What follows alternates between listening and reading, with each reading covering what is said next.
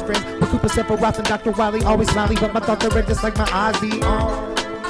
Yeah, we get it, we get it, we get it on. What's up, my Wizards Dev? SBMTG down there. We have a deck today that people have been patiently awaiting, or not so in some cases, for months. I first talked about this deck around the time like Battle for Zendikar came out. It was months ago now. And I've been testing it the whole time. I've drafted this deck up over a dozen times. At this point, I think I've finally got something I'm comfortable bringing to you. This we call Lucky Charms, and it's finally here. What is this? There's context clues in the name there. We're playing charms in this deck. We're also playing commands, which are like honorary charms. Just we have a lot of spells, 12 to be exact, 12 slots in the deck, that have choose options on them. We can do a lot of different things with as few cards as possible. That's really cool. And we've got a lot of creatures that complement that, you know, these different spells that we're playing. So I wanted to bring this deck to you before these cards rotate in 7-8 weeks, I think, is when Shadows over Innistrad becomes legal to play in Standard and kicks out cons in favor Forged. There's actually a lot of stuff that I want to do before the format rotates, and I've got probably 6 or 7 different ideas for videos, all of which I'll tell you about at the end of the video. So stick around and remember to like the video too. That's really important to me, so don't just do that. It's really helpful. Let's talk about the actual deck in question. That's why we're all here. There's 15 creatures in this deck. It started off as sort of a control type deck that played very few creatures, a lot of spells. Still play a lot of spells, 19 non-creature spells, but there's so many creatures in the format that interact well with the different things we're doing in the spell base that I just wanted to play them all, and that's sort of what we're doing. 3 copies of Hangarback Walker in the deck. This performs some vital functions I'd like to talk about. This is a 5-color deck. That's all the colors, if you're counting. So we need something that sort of takes the pressure off of our mana base. That's very important to have something that just costs colorless mana, and we don't have to worry about getting a bunch of colors together to play the card. So it's good to have, you know, to take some pressure off of the mana base. That's important. And it's a 2-drop. We need some 2-drops. A lot of our spells start at 3. You know, charms, commands, a lot of them start at 3 mana and move up from there. So we have to have something to do on our second turn. Hangarback Walker is good, allowing us to get a little bit deeper in the game, often blocking twice. And if you can actually bust it open and get 3 or 4 tokens off of it, that's good with like Jeskai Charms, you know, +1/+1 in lifelink mode. That's awesome. So we got some cool interactions with Hangarback Walker in the deck. And other things, you know, Abzan Charm we're obviously playing and is obviously historically proven very good with Hangarback Walker. Same thing with Dromoka's command, historically very good with Hangarback. So there's many, many reasons to play Hangarback Walker in the deck. 4 copies of Jace, Vryn's Prodigy. He's in the deck. I'm sorry about that. Yeah, I know. He's a lot of money. He's a lot of money, but you could play the deck without him, but you'd be missing a very, very important component to the deck. He's just super obvious for what we're trying to do. We want to draw a bunch of cards. We've got a bunch of ways of getting cards out of the graveyard, so it doesn't matter that we have to discard cards when we draw cards. Once we flip him, he's a form of defense that gets us later into the game, and the most obvious thing here is that he can recast the many, many charms and commands that are in our spell base here. So Jace is just the ideal card for the deck, and you won't see too many 4-ofs in this deck. We're really specializing all the different cards we're playing like a control deck would normally do. But Jace, really, yeah, he's the only 4-of in the entire deck, but he warrants that because he's just the thing that the deck wants. Yes. 3 copies of Den Protector in the deck, yet another resilient card, getting things back from the graveyard for you. Not only the charms and commands that we're employing, but also all of these creatures. I already said there's 15 creatures in the deck. That gives Den Protector a lot of good targets to bring back, and a lot of those creatures have like into the battlefield effects, things they do for you when they come into play. So yeah, Den Protector, and we're playing enough to get into the Den Protector loop, which is always something you gotta mention. So yeah, oh, one more thing too, interacts well with all the charms and commands as well, because he can get +1/+1 counters off of Jeskai Charm. You can just get +1/+1 buff off of, and that makes him more unblockable. Abzan Charm and Dromoka's command can both administer +1/+1 counters, rendering him, you know, nigh unblockable in some situations. So Den Protector does lots of stuff, and I'd like to shoehorn in a 4th copy of him, but it's really hard to free up the space. The deck has become extremely tight over the last couple of months. So, you know, 3 Den Protector is probably all we need, but I'd really like to play that 4th. One more 2-drop creature here. You know, I said we're not playing a lot of 2-drop spells. We have to do something on our second turn. We got a lot of good options. You know, we want to have fun. playing Magic cards. There's 2 copies of Soulfire Grand Master in the deck. Interacts with 7 of our spells in the spell base here to give them lifelink. It actually interacts with every spell in the spell base because you can buy back anything as long as you have the mana to do it. And that can actually be like crippling later on in the game. Buying back a Dig Through Time is ridiculous. And really anything in the spell base. I'll get to them in a second. Probably should have done the spells first, but anyway, anything in the spell base, buying those back is amazing. And just like Jace, you know, that can recast spells. Den Protector can get spells back. We'll talk about another creature that recasts spells, and yet another that can get things back. And then this can also buy back spells. Just the deck is ridiculously resilient and can get, you know, it doesn't really care about putting things in the graveyard. You know, you can get them back. And with Soulfire, you can cast things and get them back immediately. So, you know, not only can we give a lot of our spells lifelink, we can buy back all of our incredibly important spells. So a lot of people might want to put Soulfire in the sideboard. I think she's definitely relevant enough to put in the main deck.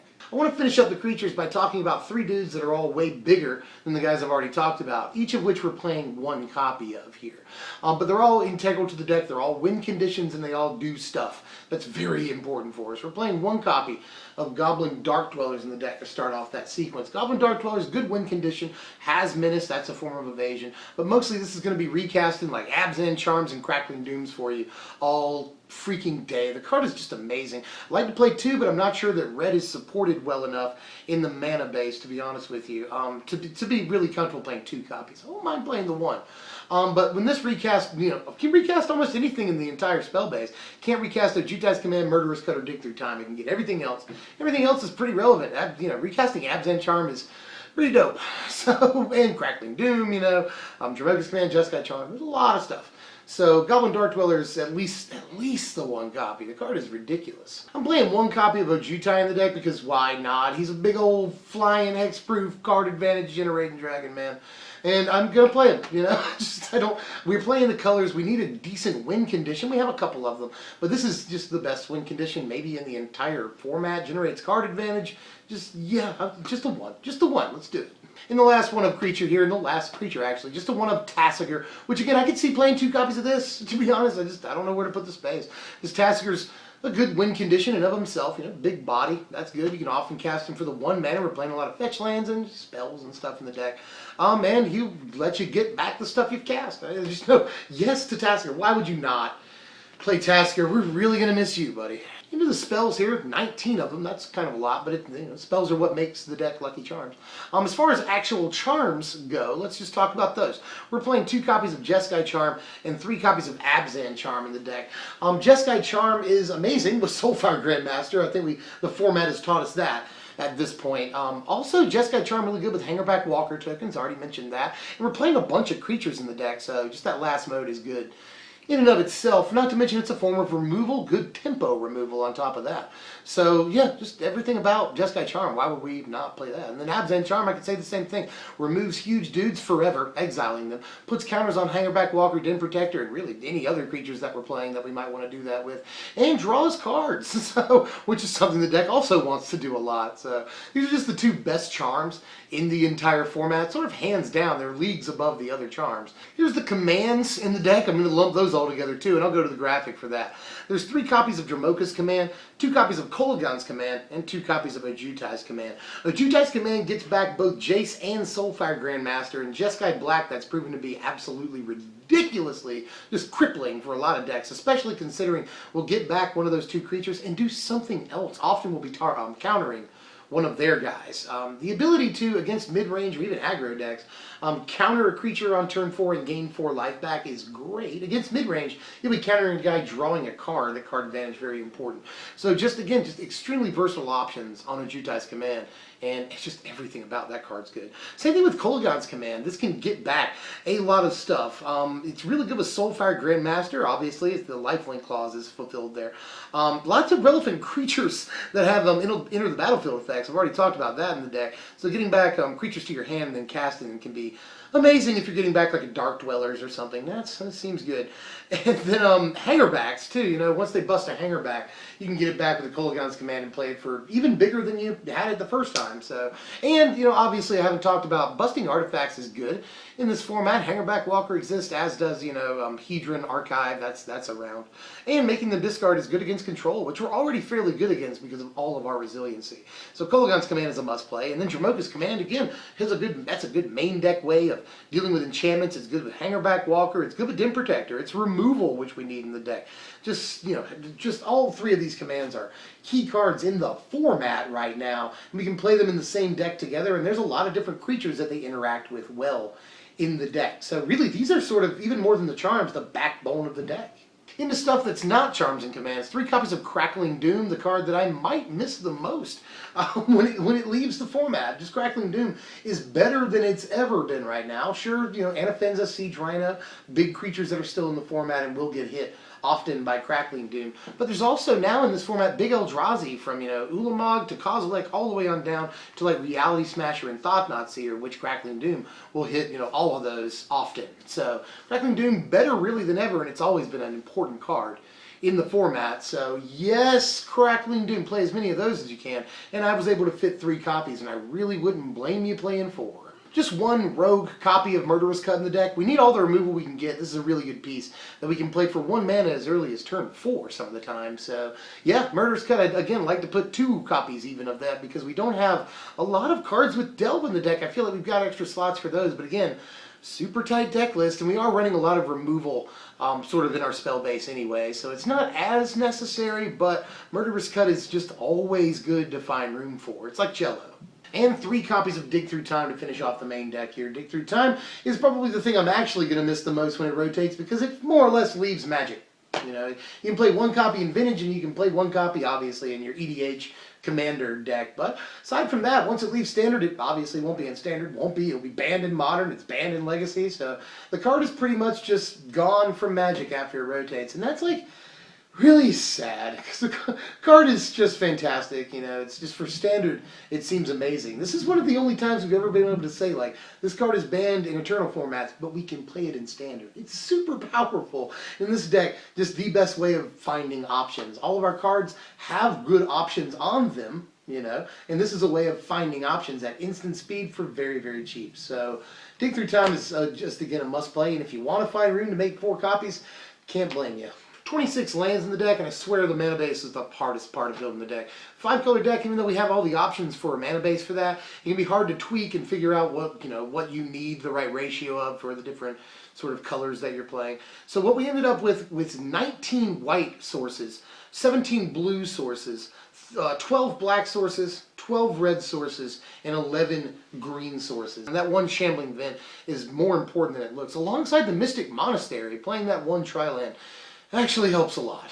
Here's the sideboard right here, and there's some really important stuff for Game 2 and 3 in here, starting with Silk Wrap, an integral card that could be in the main deck, to be honest with you. We just have to have a good way of helping to stop aggro decks, or at least slowing them down significantly. And sometimes Hangarback Walker isn't the best thing for that. Silk Wrap can be very, very good in the early game, and can even take out things as big as Anafenza, or Manus Rider. So Silk Wrap, a very important card that could make the main deck. It just depends on your locals. If your locals are filled with aggro decks, just the filth of aggro, which I like aggro, but still, just filled with aggro decks, you might want to make main deck room for Silk Wrap. I think it's the most low to the ground, low cost removal option we can play, and it's very, very good. And here are your power rankings. A final score of 69, that is in the upper echelon of standard playable decks here. A score of 70 is a blowout score, so 69 approaching 70 is very, very good. You see a lot of these categories are very high marks. The power score of 9 is definitely warranted. Let me run through this real quick. Hangarback Walker, Jace, Den Protector, Tasigur, Soulfire Grand Master, all the charms, the commands that we're playing, Kolaghan's, Ojutai's, and Dromoka's command, Crackling Doom. These are all just like incredibly important and powerful cards. I mean, I just basically named every card in the deck save for a couple. And these are all just like marquee cards in the format. So that power score is warranted. And then the versatility score is high because obviously, like I've said, 12 different cards that allow us to choose from a variety of options. That makes us very versatile. And we're very resilient. All the cards that we play are resilient. Man, we got Goblin Dark-Dwellers allows us to recast things. Jace lets us recast things. Den Protector gets things back. Soulfire Grand Master buys things back. Tasigur gets stuff back. Kolaghan's command can get creatures back. Ojutai's command can get creatures back. Just every card in the deck is extremely resilient, so that score is also very much warranted. The only hiccup here is the consistency, which considering we're a 5-color deck, can be fairly low at times. You won't get the mana that you need every single time, even with this mana base, which I think is the best possible mana base. Although I'm sure I may be disputed on that, but this is the best mana base I've come across to play the deck with so far. But there's still consistency issues in the cards that you occasionally draw and the lands that you occasionally get. The bad news is the deck's going to cost you about $700 or so, $750 even, to make on TCG Player if you go by the median prices. Let me know how you feel about that, but I promise you I'd tell you about some upcoming projects here at the end of the video, and I'll try to make this quick. First of all, starting either early March, maybe the first or second week of March, I am going to start doing, again, post-rotation decks. That's something I like to do before the format rotates in earnest, because we've really, especially in this format, experimented with almost everything we can. I know people are sick of the Abzans and the Jeskais and all that, you know, 3-color combination decks, which there still be plenty of, I think, when the format rotates. The land bases won't be completely decimated for 3 colors, but 4 colors is probably going to be right out. But in any case, I'm going to start doing post-rotation decks very soon, is the gist of that. Let me know if you have any ideas or anything. And obviously we're going to have to wait for some spoilers to come out for Shadows over Innistrad before I really start sitting down and making anything important. Solar Flare, I'm trying to wait. I know a lot of people want that deck. Solar Flare, I'm trying to wait to see if maybe there's a really good reanimation target in Shadows over Innistrad.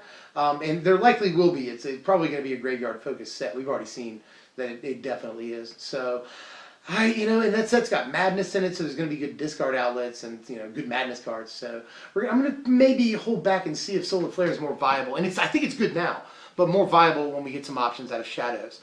And I'm going to do maybe one more budget deck or 2 before the format rotates. I'm thinking about Mono Black Sacrifice. That's an important deck that I could do for under $100.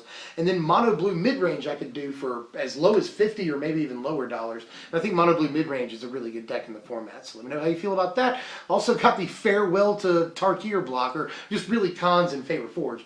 Farewell video coming up. It's going to be a fun one.